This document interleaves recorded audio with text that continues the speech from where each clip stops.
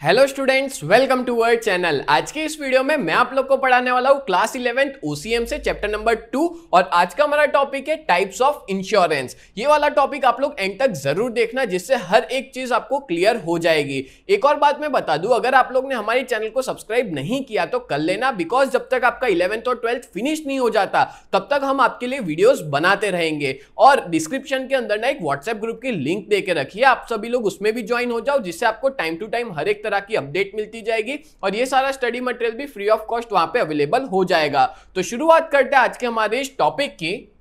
Basically बात करें तो जो टाइप्स होते हैं इंश्योरेंस के, दो ही तरह के इंश्योरेंस आपको देखने को मिलते हैं। सबसे पहला एक तो लाइफ इंश्योरेंस और दूसरा होता है जनरल इंश्योरेंस। और आपको पता है लाइफ इंश्योरेंस वाला टॉपिक आपके एक्सरसाइज में 5 मार्क्स का देके रखा है कि बताओ लाइफ इंश्योरेंस क्या है और उसके कितने टाइप्स है वो, और जनरल इंश्योरेंस क्या है और उसके क्या टाइप्स है। दो अलग अलग क्वेश्चन 5-5 मार्क में देके रखे हैं। तो मैं ऐसा कहूंगा कि ये चैप्टर में ये दोनों ही क्वेश्चन बहुत ज्यादा इंपॉर्टेंट है। तो शुरुआत करते हैं। सबसे पहले देखो, लाइफ इंश्योरेंस जो है ना, उसमें दो टाइप्स होते हैं। एक होता है होल लाइफ इंश्योरेंस, दूसरा होता है एंडोमेंट इंश्योरेंस। फिर जनरल इंश्योरेंस की बात करें तो उसमें 3 टाइप्स होते हैं। एक है गुड्स ट्रांसपोर्ट इंश्योरेंस, और गुड्स ट्रांसपोर्ट इंश्योरेंस के भी 3 टाइप्स है। Marine insurance, air insurance, rail और रोड इंश्योरेंस। फिर होता है फायर इंश्योरेंस और है अदर जनरल इंश्योरेंस। उसमें काफी सारे हैं, insurance against loss, health insurance, insurance against theft, animal insurance, ठीक है, मतलब लोग अपने पेट वगैरह होते हैं, गाय है या तो फिर डॉग है, उनका भी इंश्योरेंस करवाते हैं। ग्रुप इंश्योरेंस होता है, sports insurance, vehicle insurance,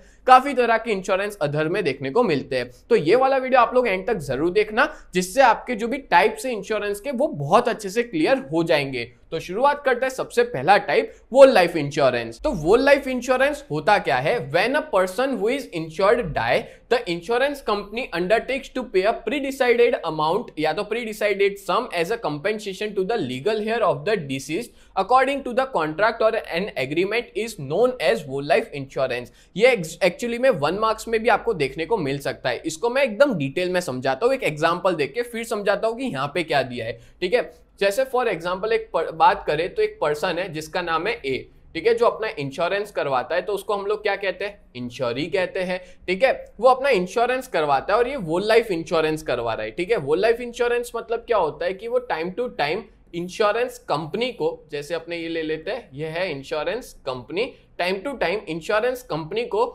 premium pay करता है। क्या पे करता है? प्रीमियम, पीरियोडिक प्रीमियम, मतलब हर साल वो कुछ ना कुछ अमाउंट पे करता है। एक्चुअली में ऐसा है, ये जो पर्सन है ना, उसको डर है, उसके घर में कमाने वाला ये अकेला ही पर्सन है और उसको डर है कि अगर मेरे को कुछ हो गया, मैं मर गया या मैं नहीं रहा, तो मेरी फैमिली का क्या होगा, उनको कैसे पैसा मिलेगा, क्या मिलेगा। तो उसके लिए वो क्या करवाते हैं? वो लाइफ इंश्योरेंस करवाते हैं, जिससे उनको सिक्योरिटी मिलती है कि मेरे जाने के बाद मेरे फैमिली के पास अच्छा खासा पैसा होना चाहिए। तो ए पर्सन जो है वो अपनी पूरी लाइफ टाइम के दौरान अलग अलग अमाउंट के प्रीमियम पे, अलग अलग मतलब फिक्स होता है कि एक फिक्स अमाउंट ऑफ प्रीमियम वो पे करता है। ठीक है, अब इन केस मान लो इनकी डेथ हो जाती है, ये मर जाते हैं, ठीक है, तो वो इनका जो भी नेक्स्ट लीगल हेयर होगा, जैसे मान लो इनकी वाइफ थी, ठीक है, इनकी वाइफ थी जिसका नाम बी ले लेते हैं, इनकी वाइफ इनकी लीगल हेयर मतलब वारसदार बोलते हैं हम लोग, या अगर इनकी वाइफ नहीं, उनका बच्चा है उनको, या तो फिर इनके मम्मी पापा है, कोई भी, तो लीगल हेयर जो है, उनका वारसदार जो है लीगली, उनको इंश्योरेंस कंपनी क्या करेगी? वो पेमेंट करेगी। क्या का पेमेंट? जो भी उन्होंने पूरी जिंदगी प्रीमियम के फॉर्म में, मतलब अमाउंट पे किया है प्रीमियम के फॉर्म में, उसके सामने एक अच्छा खासा अमाउंट जो है वो पे किया जाता है इंश्योरेंस कंपनी के द्वारा। जो भी कॉन्ट्रैक्ट में मेंशन था, जो भी कॉन्ट्रैक्ट किया था ए ने इंश्योरेंस कंपनी के साथ, या एग्रीमेंट किया था इंश्योरेंस कंपनी के साथ, वो कॉन्ट्रैक्ट के अंदर हर एक चीज मेंशन होती है कि इनके मरने के बाद कितना अमाउंट उनकी वाइफ, बेटा या जो भी है उनको मिलेगा। तो वो अमाउंट जो है वो मिलता है। बोलो समझ आया ना? तो दैट्स व्हाई वो लाइफ इंश्योरेंस करवाता कौन है? तो वो लोग करवाते हैं जिनको डर है कि उनके जाने के बाद उनकी फैमिली का क्या होगा। ठीक है, चलो अब मैं आपको समझाता हूं तो आपको बहुत अच्छे से समझ आ जाएगा। जब कोई भी एक ऐसा पर्सन जो इंश्योर्ड है, इसको इंश्योर्ड भी कहेंगे या इंश्योरी भी कहेंगे। इंश्योर्ड मतलब होता है कि उसने इंश्योरेंस करवा लिया है। ठीक है, जो पर्सन इंश्योर्ड है वो मर जाता है तो इंश्योरेंस कंपनी जो है वो पहले से decided amount as a compensation, इनके मरने के बाद जो भी पहले से डिसाइड अमाउंट जो है उनके लीगल हेयर को देती है as a compensation of the deceased. Deceased मतलब होता है जो मर गया है वो, अकॉर्डिंग टू द कॉन्ट्रैक्ट और एग्रीमेंट। पहले से जो एग्रीमेंट और कॉन्ट्रैक्ट में बात हो गई थी ना, उस हिसाब से जो भी कंपेंसेशन है वो उनकी वाइफ को दिया जाता है। और इसी टाइप के इंश्योरेंस को अपने क्या बोलते हैं, होल लाइफ इंश्योरेंस कहते हैं। बोलो क्लियर हो गया। आगे बोला है the insuree has to pay periodic premium which is to be paid throughout his life. अब यहाँ पे जो इंश्योरी है ना उसको प्रीमियम पे करना होता है अपनी पूरी लाइफ के दौरान। जैसे कहा ये ए पर्सन था, वो पूरी लाइफ के दौरान प्रीमियम पे कर रहा था।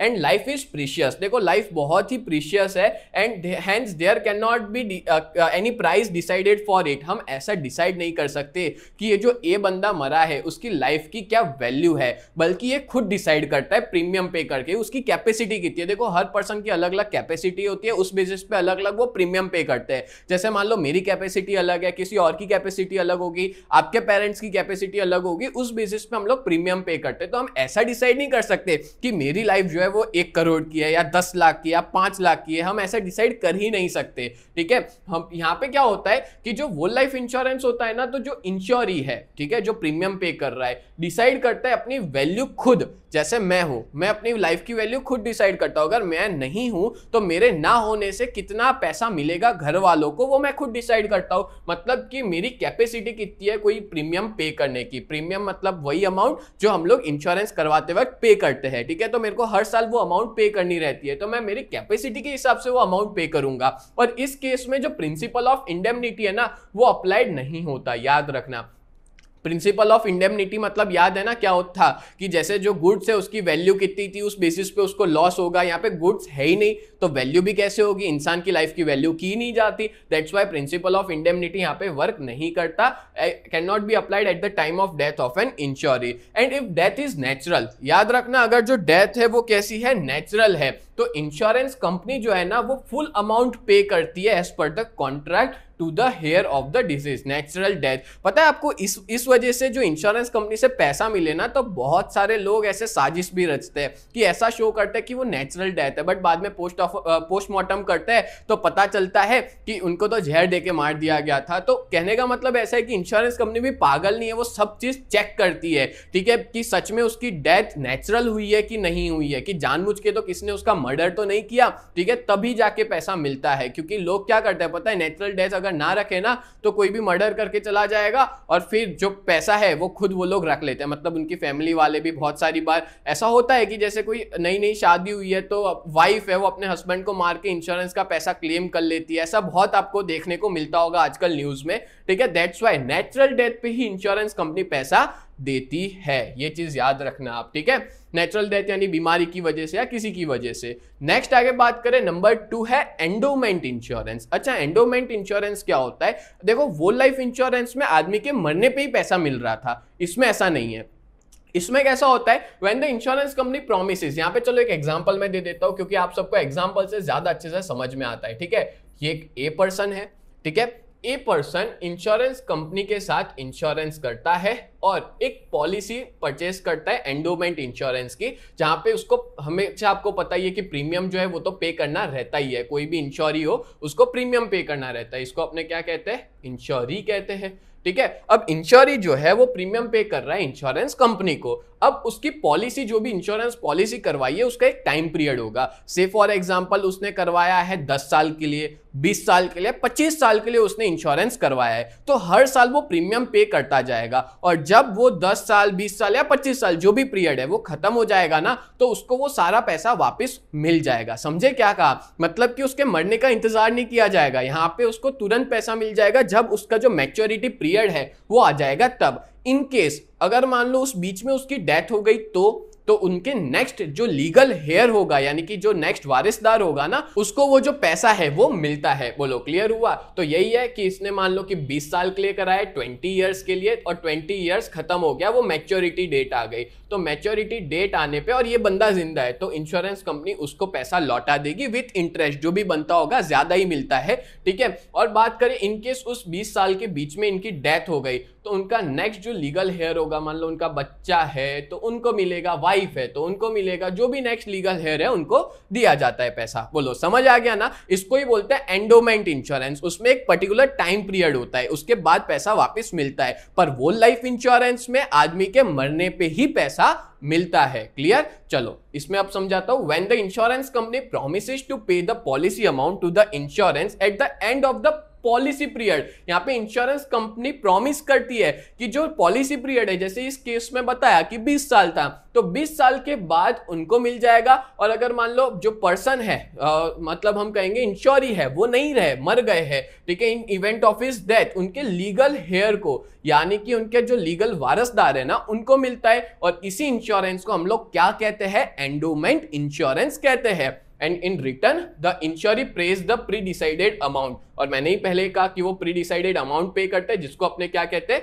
प्रीमियम कहते हैं। Periodically till the duration of the policy, मतलब जब तक वो पॉलिसी 20 साल की है तो 20 साल तक कॉन्टिन्यूअसली उनको प्रीमियम पे करता रहना पड़ेगा। इन केस अगर वो मर जाते हैं तो उनको फिर प्रीमियम नहीं पे करना, उनको जितना भी पैसा जमा किया है वो सारा उनके नेक्स्ट लीगल हेयर को मिल जाता है। क्लियर? चलो, ये मैंने आपको एंडोमेंट इंश्योरेंस समझाया। तो लाइफ इंश्योरेंस कंप्लीट हुआ, दो थे उसमें, एक वोल लाइफ इंश्योरेंस और दूसरा था एंडोमेंट इंश्योरेंस। अब मैं आगे आपको समझाता हूं नेक्स्ट जो है, बट आगे बढ़ने से पहले मैं आप लोग को बता दूं कि अगर आप लोग 11th कॉमर्स में हो जीएसईबी में, तो आप लोग हमारी इस न्यू बैच में ज्वाइन हो सकते हो, जहां पे हम लोग आपको 4 सब्जेक्ट्स पढ़ाएंगे, अकाउंट, स्टैटिस्टिक्स, इकोनॉमिक्स और ओसीएम। और इन चारों सब्जेक्ट्स की फीस जो है वो 2999 है। और जहां पे हम लोग लाइव लेक्चर्स भी लेते हैं, as well as recorded videos भी प्रोवाइड करते हैं। और लाइव लेक्चर ना हर रोज होता है, मंडे टू सैटरडे, हर रोज हम लोग पढ़ाते हैं, ठीक है। हैंड रिटन नोट्स मिलेगा, रेगुलर टेस्ट सीरीज मिलेगी, 24/7 डाउट सॉल्यूशन हम लोग प्रोवाइड करते हैं। और ये जो कोर्स है वो पूरे साल के लिए, फॉर कंप्लीट ईयर, मतलब कि जब तक आपकी 11th की एग्जाम नहीं आ जाती तब तक ये कोर्स वैलिड रहेगा। जहां पे हमारी बहुत ही बढ़िया टीम है। मैं आप लोग को इकोनॉमिक्स और ओसीएम पढ़ाऊंगा, कल्पेश सर आपको अकाउंट्स पढ़ाएंगे, हिमल सर आपको स्टैटिस्टिक्स पढ़ाएंगे। इस तरह से बहुत बढ़िया टीम है। और अगर आप लोग ने अभी तक हमारी ऐप को डाउनलोड नहीं किया तो प्ले स्टोर पे यूजीटी नाम है, और अगर आपके पास आईफोन है तो आईफोन में ऐप स्टोर से आप माई इंस्टीट्यूट करके भी डाउनलोड कर सकते हो, रेड कलर का जिसमें लोगो है। और अगर आप लोग हमारे इस नंबर पे कांटेक्ट करना चाहते हो तो नंबर है 7202012221। और अगर आप हमारी वेबसाइट चेक करना चाहते हो तो वेबसाइट का नाम है www.ugt.co.in करके आप सर्च कर सकते हो, आपको वेबसाइट भी देख लेना, ठीक है। और वहां पे भी कांटेक्ट नंबर वगैरह सब दे के रखा है, आप हमें वहां से भी कांटेक्ट कर सकते हो। क्लियर? चलो आगे बढ़ते हम लोग। नेक्स्ट कौन सा है? General insurance. देखो, जनरल इंश्योरेंस जो है ना वो 3 टाइप्स के हैं। Number 1 goods transport insurance, number 2 fire insurance, and number 3 other forms of general insurance. तो पहला देख लेते हैं हम लोग गुड्स एंड ट्रांसपोर्ट इंश्योरेंस। तो गुड्स ट्रांसपोर्टेशन इंश्योरेंस क्या होता है? तो जब भी कोई भी गुड्स एक जगह से दूसरी जगह पे ले जाया जाता है थ्रू ट्रांसपोर्टेशन, तो बहुत ज्यादा रिस्क होता है कि वो गुड्स पूरा डैमेज हो गए या तो फिर थोड़ा सा डैमेज हो जाए। बहुत ज्यादा रिस्क होता है ना कि गुड्स खराब हो गया, बिगड़ गया, टूट गया, कुछ भी हो सकता है। तो उसके लिए ना इंश्योरेंस पॉलिसी ली जाती है। और जनरली 3 तरह की इंश्योरेंस पॉलिसी होती है गुड्स ट्रांसपोर्टेशन इंश्योरेंस में, जैसे कि marine insurance, air insurance, rail और रोड इंश्योरेंस, ठीक है। चलो स्टार्ट करते हैं। मरीन इंश्योरेंस क्या होता है? तो मरीन इंश्योरेंस मतलब कि transportation of goods through sea route. अगर जब भी मैं गुड्स को समंदर के थ्रू भेजू, सी के थ्रू, ओशियन के थ्रू भेजू, तो ये होता तो बहुत इकोनॉमिकल है, अच्छा है, पर रिस्की और स्लो होता है। क्यों रिस्की होता है? क्योंकि सीधी सी बात है, आपको पता है कि समंदर का पानी जो होता है, बहुत सी बार गुड्स उसके पानी से सीलन भरा, मतलब भेज भरा वातावरण होता है, जिसकी वजह से गुड्स खराब हो सकता है। ऐसा भी होता है कि जो डाकू है, लुटेरे हैं, वो लूट जाते पूरे के पूरे जहाज को, ठीक है। बहुत सी दिक्कत होती है। मान लो कि बहुत आंधी तूफान आ गया समंदर में, पूरा जहाज पलट गया, आग लग गई, या तो फिर कोई कंट्री ने अटैक कर दिया, तो ऐसे बहुत सारी प्रॉब्लम्स होती है, रिस्क होता है जो इन्वॉल्व होता है मरीन इंश्योरेंस में। तो ठीक है, तो इसलिए लोग क्या करते हैं, मरीन इंश्योरेंस लेते हैं। डन। अब आगे बात करें तो ये 1 मार्क के क्वेश्चन में आ सकता है कि 18th सेंचुरी से ज्यादातर इंटरनेशनल ट्रेड सी रूट से होता है। कौन सी सेंचुरी से? 18th सेंचुरी से। ये 1 मार्क का क्वेश्चन है, याद रखना है आपको, ठीक है। And here it is very ancient. अच्छा, सीधी सी बात है, ये बहुत पुराने टाइम से चलता आ रहा है, ये जो मरीन इंश्योरेंस है ना, वो क्यों? क्योंकि हमारा जो ट्रेड है ना वो बहुत पहले से हो रहा है, ठीक है। समंदर, जब राजा महाराजा थे उस टाइम से हम लोग समंदर से ट्रेड करते आ रहे हैं। और सबसे ज्यादा इंश्योरेंस भी सबसे पुराना, एग्जाम में 1 मार्क का क्वेश्चन पूछा जा सकता है कि बताओ सबसे पुराना या तो फिर सबसे ज्यादा यूज्ड कौन सा इंश्योरेंस है। तो 1 मार्क का क्वेश्चन है ये कि सबसे पुराना मरीन इंश्योरेंस है। और आज की डेट में पूरे वर्ल्ड में सबसे ज्यादा यूज भी कौन सा होता है? मरीन इंश्योरेंस ही यूज होता है। और एक और क्वेश्चन 1 मार्क में पूछा जाता है, बताओ कौन सी पहली कंपनी थी जिन्होंने मरीन इंश्योरेंस स्टार्ट किया था? तो लॉर्ड्स ऑफ लंदन, इन्होंने फर्स्ट मरीन इंश्योरेंस स्टार्ट किया था। और ये कंपनी जो है वो आज की डेट में भी है जिन्होंने अपनी लॉयल्टी बनाए रखी है। और कंपनी 325 साल से भी पुरानी है जो मरीन इंश्योरेंस के बिजनेस में लगी हुई है। बोलो क्लियर हो गया? तो पहला हमने पढ़ा मरीन इंश्योरेंस, दूसरा पढ़ लेते हैं एयर इंश्योरेंस। अब आपको पता ही है कि टेक्नोलॉजी डे बाय डे बढ़ रही है, तो 19th सेंचुरी के अंदर जो गुड्स का मूवमेंट है वो एयर के थ्रू शुरू हुआ। और इससे शुरू होता है एयर इंश्योरेंस, क्योंकि प्लेन में भी तो खतरा है, क्या पता प्लेन क्रैश हो गया, ब्लास्ट हो गया, या तो फिर लैंड ही नहीं हुआ, गायब हो गया। ठीक है, ऐसा भी बहुत, तो एयर इंश्योरेंस भी बहुत ज्यादा जरूरी है। देखो आगे बढ़ते हैं। एयर ट्रांसपोर्टेशन को ना बहुत कॉस्टली होता है, रिस्की होता है। कॉस्टली मतलब महंगा पड़ता है, ठीक है। और इसमें वही गुड्स लाया जाता है जिसकी वैल्यू बहुत ज्यादा होती है। बहुत महंगे गुड्स को ही एयर ट्रांसपोर्टेशन के थ्रू लाया जाता है, और लाइट वेट गुड्स को खास करके लाया जाता है किसके थ्रू? एयर इंश्योरेंस मतलब एयर ट्रांसपोर्टेशन के थ्रू। और अगर कोई भारी चीज है ना और सस्ते में लानी है तो वो लाया जाता है शिप के थ्रू, ठीक है। तो और आपको पता ही होगा, जैसे आपको पता है महंगी महंगी गाड़ियां है, जैसे लैम्बोर्गिनी है, रोल्स रॉयल्स है, या तो बुगाटी है, तो ये सारी की सारी कार है या कोई महंगी चीज है वो सारी किससे लाते हैं? प्लेन के थ्रू लाते हैं, ठीक है, जिससे उनको कोई नुकसान ना हो। तो हाई वैल्यूएबल चीजें लाई जाती है। अब आगे बात करें तो अगर प्लेन से मैं कोई चीज ला रहा हूं तो ये भी तो डर है कि कहीं प्लेन लैंड ढंग से नहीं हुआ, ब्लास्ट हो गया, एक्सीडेंट हो गया, क्रैश हो गया, ठीक है। तो उसके लिए लोग करवाते हैं एयर इंश्योरेंस, ठीक है। ज्यादातर गुड्स के लिए होता है, बट आज की डेट में लोग अपना भी एयर इंश्योरेंस करवाते हैं कि अगर मान लो प्लेन में बैठा और प्लेन क्रैश हो गया तो मेरा क्या होगा, मेरी फैमिली का क्या होगा, ठीक है। चलो मैं नहीं बचा तो फैमिली का क्या होगा, तो उनके लिए भी एयर इंश्योरेंस करवाते हैं, ठीक है। और इसका जो प्रीमियम होता है ना एयर इंश्योरेंस का, वो बहुत ज्यादा होता है compare to the marine and rail and road insurance से कंपेयर में इसका इंश्योरेंस सबसे ज्यादा होता है। तो ये भी एक मार्क का क्वेश्चन है, याद रखना कि सबसे ज्यादा प्रीमियम कौन से इंश्योरेंस का होता है? तो सबसे ज्यादा होता है एयर इंश्योरेंस का। बोलो क्लियर? चलो आगे बढ़ते हैं। Next number 3, rail and road insurance. तो रेल एंड रोड इंश्योरेंस जो है वो लैंड ट्रांजिट में आते हैं, मतलब जमीन के थ्रू जो भी ट्रांसपोर्टेशन होता है उसके अंदर आते हैं। और सबसे इंपॉर्टेंट ये होता है कि सबसे इंपॉर्टेंट फॉर्म ऑफ रिस्क इसमें ये इन्वॉल्व होता है कि चोरी का, ठीक है, या तो फिर डकैती का, या तो फिर डैमेज हो गया प्रोडक्ट। तो ये सारे बहुत ज्यादा रिस्क जो है वो देखने को मिलते हैं, ठीक है। और इसके लिए इंश्योरेंस कंपनी जो है वो इंश्योरेंस प्रोवाइड करती है इसके प्रोटेक्शन के लिए, ठीक है। जैसे आपको पता होगा पहले के टाइम पे जो ट्रेन जाती थी उसमें कोयला वगैरह बहुत लोग जो है वो चोरी कर लेते थे, लूट लेते थे, ट्रेन में से जो भी गुड्स जा रहा है उसको लूट लेते थे। आपने बहुत सी मूवीज में भी देखा होगा। सेम ऐसा जो भी ट्रक के थ्रू भी ट्रांसपोर्टेशन होता है ना, उसमें भी बहुत ज्यादा लूटफाट ऐसा सब बहुत होता है, ठीक है। तो इसलिए लोग क्या करते हैं, रेल और रोड इंश्योरेंस करवाते हैं। चलो आगे बढ़ते हैं। नेक्स्ट है नंबर 2 और वो है फायर इंश्योरेंस। अच्छा, जनरल इंश्योरेंस का अब नंबर 2 आए, हाँ, अपने फायर इंश्योरेंस। अब फायर इंश्योरेंस क्या होता है तो इसका मैं आपको एक एग्जांपल दे देता हूं। चलो, जैसे फॉर एग्जांपल ये ए पर्सन है, ठीक है। अब ए पर्सन है, उसका खुद का एक गोडाउन है, ठीक है। अब इसका जो गोडाउन है उसको ऐसा डर है कि इसमें आग लग सकती है और मेरा जो भी गुड्स है ना वो सारा का सारा गुड्स जल सकता है और मेरा पूरा नुकसान हो सकता है, ठीक है। तो ए पर्सन क्या करता है, इंश्योरेंस कंपनी से इंश्योरेंस लेता है, ठीक है। इंश्योरेंस कंपनी से वो इंश्योरेंस लेता है। कौन सा इंश्योरेंस लेता है? वो फायर इंश्योरेंस लेता है। और वो कहता है, इंश्योरेंस कंपनी अब इनको एश्योरिटी देती है कि भाई अगर तुम हमको प्रीमियम पे करते हो, अब सीधी सी बात है प्रीमियम तो कंपलसरी होता है। अगर मान लो मैंने प्रीमियम, मैं मतलब ए पर्सन ने एक प्रीमियम पे किया और उसने इंश्योरेंस लिया, ठीक है। अब मान लो कि फॉर एग्जाम्पल फ्यूचर में उसके गोडाउन में आग लग गई, ठीक है, फुल आग लग गई, पूरा जल गया, खाक हो गया, ठीक है, कुछ भी नहीं बचा। तो उस सिचुएशन में इसका जितना भी लॉस हुआ है ना, मतलब जितना लॉस हुआ है उतना ही कंपेंसेशन मिलेगा। इंश्योरेंस कभी भी प्रॉफिट के लिए नहीं होता, जो कि अपने ने किस में पढ़ा था, इंश्योरेबल इंटरेस्ट वाले प्रिंसिपल में पढ़ा था। तो इंश्योरेंस कंपनी उसको उतना ही पैसा पे करेगी जितना उसका लॉस हुआ है और जितनी अमाउंट का उसने इंश्योरेंस लिया था। बोलो क्लियर हो गया ना? अब मैं आपको इसका मीनिंग समझाता हूं।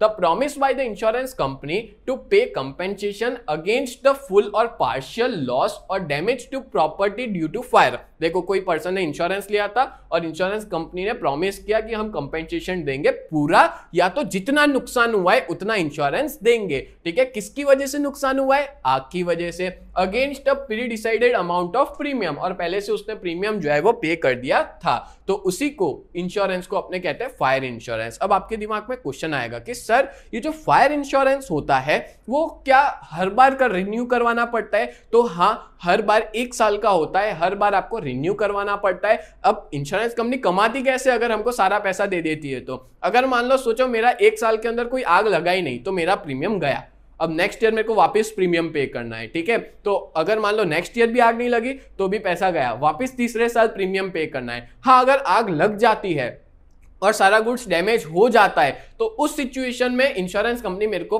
पैसा देगी जो भी डिसाइड हुआ था उतना। बोलो क्लियर हुआ? या तो मेरा जितना लॉस हुआ है उतना। बोलो क्लियर हो गया? और इस कंसेप्ट के अंदर, इस फायर इंश्योरेंस के अंदर इंश्योरेबल इंटरेस्ट वाला प्रिंसिपल इंप्लीमेंट होता है। And the insurance should get compensation equivalent to the loss of the value of property, मतलब उसको उतना ही पैसा मिलेगा जितना लॉस हुआ है ड्यू टू फायर। आग की वजह से जितना लॉस हुआ है ना उतना ही उसको पैसा मिलेगा। अगर कोई और चीज की वजह से नुकसान हुआ है तो पैसा नहीं मिलता, आग की वजह से हुआ है ना उतना ही पैसा मिलेगा।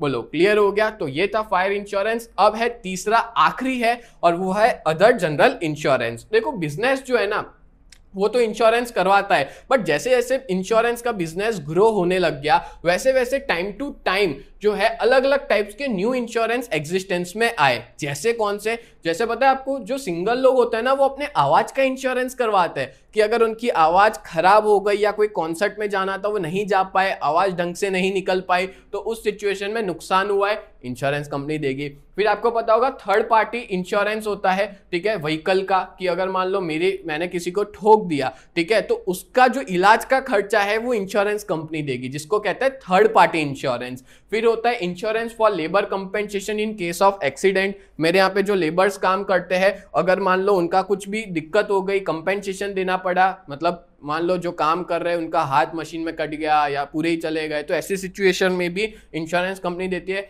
इंश्योरेंस फॉर लेबरर्स, फिर एम्प्लॉय इंश्योरेंस, फिर student insurance to protect general and social damages, मतलब कोई सोशल मीडिया पे किसी पर्सन का नाम खराब हो गया तो उस सिचुएशन में मिलता है। मेडिकल इंश्योरेंस मिलता है जिसको मेडिक्लेम कहते हैं, ठीक है, मेडिकल ट्रीटमेंट के लिए। और मेडिकल इंश्योरेंस आज की डेट में बहुत से लोगों का होता है जिसको हेल्थ इंश्योरेंस भी अपने कहते हैं। फिर insurance against loss cost due to the closure of a business बंद होने पे जो लॉस हो रहा है वो। फिर insurance against loss due to fraudulent activity, मान लो किसी के साथ फ्रॉड हो गया, ठीक है, कोई एम्प्लॉयज ने एम्प्लॉयर के साथ फ्रॉड कर दिया, तो मतलब जो काम कर रहा है उसने एम्प्लॉयर के साथ फ्रॉड कर दिया तो उसका भी इंश्योरेंस होता है। तो ऐसे काफी सारी, ये तो मैंने कुछ ही बताए, एक्सेट्रा लिख लेता हूं। इसके अलावा और भी काफी सारे टाइप्स के इंश्योरेंस जो है वो आपको देखने को मिलते हैं जो कि अदर जनरल इंश्योरेंस है, ठीक है। और आखिरी में देके रखा है मेडिक्लेम और medical insurance is to compensate for the huge medical expenses. अब इसका भी एक एग्जांपल मैं आपको दे देता हूं। जैसे मान लो कोई ए पर्सन है, ठीक है, अब ए पर्सन है, उसको ऐसा डर है कि मैं आने वाले टाइम में बीमार पड़ गया तो अचानक मैं इतना सारा पैसा कैसे लाऊंगा, कोई सर्जरी करना हुआ या कोई ऑपरेशन करना हुआ तो इतना सारा पैसा कहां से लाऊंगा, तो उसको डर था, तो उसने उस डर के लिए इंश्योरेंस कंपनी को प्रीमियम पे किया। और ये भी ना 1 साल का ही होता है। और सामने उसने क्या ले लिया, उसने हेल्थ इंश्योरेंस ले लिया जिसको अपने मेडिकल इंश्योरेंस भी कहते हैं, ठीक है। अब हेल्थ इंश्योरेंस लेने पे क्या होता है, जैसे उसने प्रीमियम पे किया तो जैसे मान लो उसका प्रीमियम था 20,000 का, इंश्योरेंस कंपनी ने कहा कि तेरा अगर खर्चा हॉस्पिटल में 5 लाख तक का होता है ना तो हम देखेंगे। समझे क्या कहा कि 20,000 का प्रीमियम पे किया और 5 लाख तक का खर्चा कौन देखेगा, इंश्योरेंस कंपनी देखेगा, ठीक है। अब मान लो 1 साल में एक को कुछ भी नहीं हुआ तो पैसा गया 20,000 रुपए, अब नेक्स्ट ईयर वापस रिन्यू करवाओ। पर इन केस अगर वो बीमार पड़ गया या उसको कुछ भी हो गया, कोई कॉज डिजीज हो गया, कुछ भी हो गया, ठीक है, तो जो हॉस्पिटल का खर्चा है अब ए को कुछ नहीं पे करने का, सारा कौन पे करेगा, इंश्योरेंस कंपनी पे करेगी। इंश्योरेंस कंपनी सीधा हॉस्पिटल को पे कर देती है। बोलो समझ आया ना। और इसी को ही बोलते हैं हेल्थ इंश्योरेंस और इसको मेडिक्लेम मिलता है। मेडिक्लेम मतलब कि जो भी खर्चा हुआ है हॉस्पिटल का, जो भी बिल बना है वो इंश्योरेंस कंपनी इसको पे करेगी, ठीक है, हॉस्पिटल को पे करेगी। क्लियर? चलो अब क्या देके रखा है, मेडिकल इंश्योरेंस जो है वो हमको कंपेंसेट करता है हमारे जो भी बड़े बड़े मेडिकल खर्चे होते हैं, ठीक है, इनकर्ड बाय अ पर्सन, जो भी पर्सन को हुआ है in the event of any health problem, जब भी कोई हेल्थ प्रॉब्लम होती है तो, और उसके अगेंस्ट उसको पीरियोडिकल प्रीमियम पे करना होता है। पीरियोडिकल प्रीमियम मतलब जनरली 1 साल का होता है, जहां पे इंश्योरी को, इंश्योरेंस कंपनी को प्रीमियम पे करना है। ये कौन था? इंश्योरी। किसको पे करेगा प्रीमियम? इंश्योरेंस कंपनी को। बोलो क्लियर हुआ? तो अगर आप लोग ने ये पूरा वीडियो एंड तक अच्छे से देखा है ना, तो ये पूरे कंसेप्ट आपके बहुत अच्छे से क्लियर हो चुके होंगे। तो उम्मीद करता हूं ये पूरा वीडियो आपको बहुत अच्छे से समझ में आया होगा। आज के इस लेक्चर में अपने टाइप्स ऑफ इंश्योरेंस डिटेल में समझा। तो ऐसे ही वीडियोस देखने के लिए आप लोग हमारे चैनल को सब्सक्राइब करें। तो मिलते हैं नेक्स्ट वीडियो में, तब तक के लिए bye and thank you so much.